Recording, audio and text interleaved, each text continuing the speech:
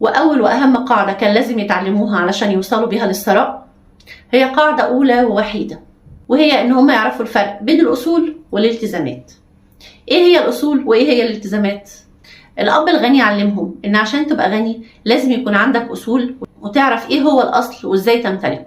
ودي الفكرة اللي كان دايما بيرسخها الأب الغني في أولاده، إزاي يمتلكوا الأصول. طب إيه هي الأصول؟ الأصل هو أي شيء أنت بتمتلكه بيدخل في جيبك فلوس.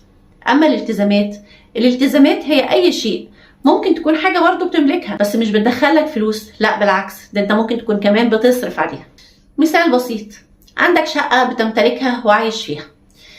الشقة دي طبعا طول ما انت عايش فيها فانت بتدفع لها فواتير مية غاز كهرباء، بتعمل لها صيانة، فدي كده تتحط في خانة الأصول؟ لا طبعا، دي بتاخد مصاريف من جيبك، بتدفع لها فلوس عشان تصرف عليها، يبقى كده دي مش أصل. أمال دي كده بقت إيه؟ بقت التزامات.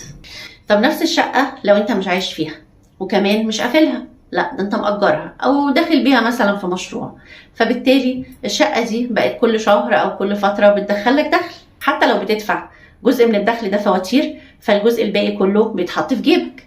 ففي الحالة دي هل الشقة تعتبر من الالتزامات؟ لا، كده بقى نفس الشقة بقت أصول. فالأصل بيحط فلوس في جيبك، يعني بيصب في خانة الدخل، بينما الالتزامات بتاخد فلوس من جيبك، يعني بتصب في خانة ايه؟ النفقات. طب ايه هو الدخل وايه هي النفقات وليه لازم اعرفهم؟ الدخل ده ممكن يكون اصل بتمتلكه كل فترة بيدخلك فلوس، زي شقة، عقار، مزرعة، مشروع انت مشارك فيه. كل الحاجات دي تعتبر اصول بتدخلك دخل، وممكن كمان يكون مرتب، ان شاء الله حتى يكون ابن عمك اللي في الكويت وبيبعت لك شهرية كل شهر، ده برضو بيصب في خانة الدخل عندك. او مثلا عندك عربية وبعد الظهر بتشتغل عليها اوبر مثلا، فبرضو الاجر الاضافي اللي بيطلع لك من اوبر ده بيصب عندك في خانة الدخل. فالدخل هي اي فلوس بتتحط في جيبك من اي مصدر. طب ايه هي النفقات؟